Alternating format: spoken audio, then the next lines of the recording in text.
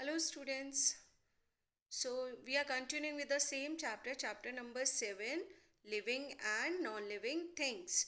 So in previous module we have read about the characteristics of living and non-living thing. Here we are remaining characteristics which we are going to read. So here comes first respiration, the food which we eat. The food which we are eating, we are getting energy from that food. How? In the presence of oxygen, when this food breaks down and releases energy, that energy we use for our daily routine work and to get for our growth and nourishment.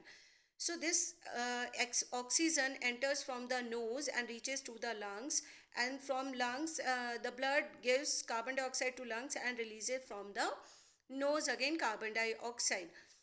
Same happen with the plants also. Plants also do respire, but they takes place respiration takes place through the stomata, tiny pores present on leaves, right? This is called stomata, which helps in gaseous exchange. So both living and non-living things cannot respire. They cannot respire. Living thing can respire. Different organisms respire by the different organs. Like if we are talking about aquatic plants, aquatic animals means the animals which lives in water. So they are living in water. So how will they respire? Because they cannot take oxygen from outside, so they takes oxygen dissolve in water and through different organs. Like fishes are having gills to respire. Some other animals respire through the moist skin, some spiracles, blowholes. So many different organ for the respiration process. Children, some plants, the plants respire through the stem and roots also. In those plants, basically the spores, small spores present on the stem and roots, they are called lenticles. They are called lenticles. I told you earlier also, Lenticle, lenticles. They are present on stem or roots. Now next comes excretion. Excretion means removing waste from outside the body, that is called excretion. Whatever waste in our body, means we are eating food, we are drinking water, the remaining one which is not useful for body, that is called waste, and this waste should be removed from the body. This is called excretion. So living organisms produce many some unwanted wasteful products. They are toxic in nature, means they are not good for our body, they are harmful for our body. So those products we need to remove from the body, that is called excretion. This excretion also takes place in plants also, in human body also. Like when we are talking about the human body, so we are releasing sweat, urine, feces. These are the unwanted waste material which we had to remove, which we have to remove from the body. If we are talking about plants, so plants also having some materials which is unuseful for them, like their wax, their latex, the resin which we are getting from plant, oxygen which is waste for them, water, excess water they are removing from in the form of transpiration. I have already told you about the transpiration. Plants releases some more different types of different types of materials also, like gums, resins. These are also used for adhesive. Adhesive means to stick something, like gum, fevicols. This we are making. Adhesive means to stick something. This we are using from the waste which is given by plants. So this is excretion.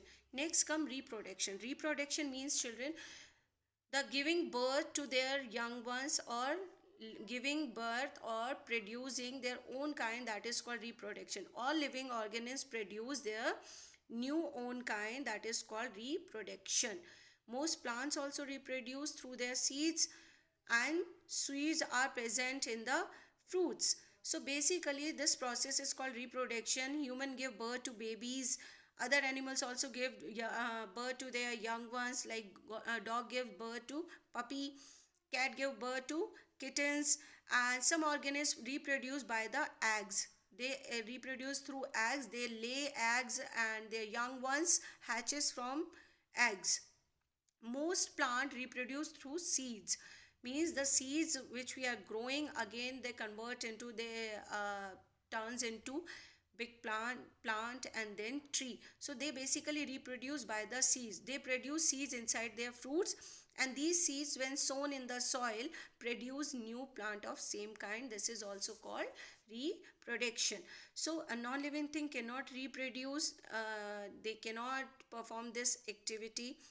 Next comes definite lifespan. This I told you earlier only कि every I mean all living organisms take birth, matures, get old, and eventually die. Everyone who is taking birth, they have to die also. This is a natural process and unique to all living organisms, because each organism have their certain life period for a particular number of years. ठीक है, this is called lifespan. As I told you that human beings, horse is having lifespan of 30 years, polar bear 42 years, and may fly one day. Only one day lifespan means वो एक दिन के लिए ही जिंदा रहती हैं. House fly 4 weeks, dragonfly 4 months, right? So these are the different animals, those lifespan is different. So this is called lifespan. Now next comes the response to stimuli. Children, I told you that day in previous module and in a live class also that response to stimuli means when you touch hot pan. What happened when you are touching hot pan? Suddenly you remove your hand from the pans. Why? When you are immediately withdraw your hand from the pan, same happen when you are if there any sound is produced around you. Suppose आपको कोई भी sound सुनाई दिए which you are able to hear.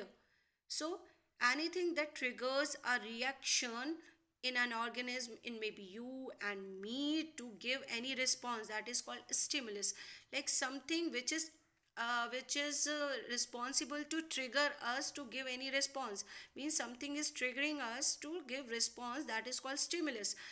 Means hot pan, when we touched hot pan, so hot pan is triggering us, this it triggers us to remove our hand, and removing hand was our response.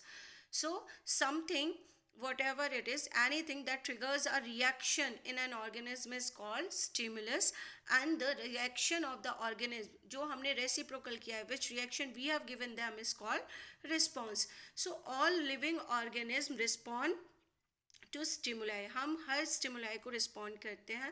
All living being response. We often perceive, means sometimes we see that changes in the environment or stimuli with help of our sense organs too, right? Like eyes, ears, nose, hands, skin. We can feel these changes and we can respond according to them. Now plants also respond to stimuli. I gave you example of touch me not plant, that we are touching the plant and the leaves of plant drooped out. So this was the response to stimulus. Now second things come, the property of a plant. You know children, the stem always grow upper side and roots grow always downside. ठीक है, the property of plant stem to grow towards the source of light, means हमेशा क्या होता है, source of light के source में grow करता है. This process is called phototropism. Like a stem always grow in the light, in the direction of light, this is called phototropism. And second, here I want to tell you that stimulus and response. What are stimulus and response? Here the light is stimulus. Light क्या है, stimulus है, and the response to grow in the direction of light, that is response.